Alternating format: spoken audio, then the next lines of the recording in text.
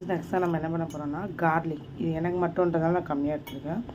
உங்களுக்கு எவ்வளோ பர்சன்ட் செய்கிறீங்களோ அதுக்கேற்ற மாதிரி எடுத்துக்கலாம்.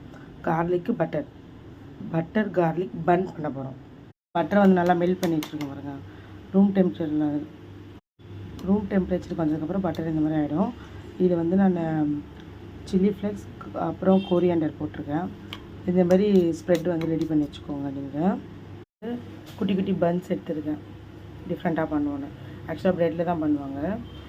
இதையே வந்து நான் என்ன பண்ணியிருக்கேன், முழுசாகவும் எடுத்து வச்சுருக்கேன். சிலது வந்து சென்டரில் வந்து கட் பண்ணி எடுத்து வச்சுருக்கேன். இதை பாருங்க. அடுப்பு சூடானதும் நம்ம இதெல்லாம் வந்து ரோஸ்ட் பண்ணி எடுத்துக்கலாம். டாப்பில் மட்டும் போட்டிருக்கேன், சிலதில் உள்ளே போட்டிருக்கேன். நீங்கள் பெரிய பெரிய பன்லேயும் இது பண்ணலாம், நல்லாயிருக்கும். வந்து திருப்பி போட்டிருக்கேன்.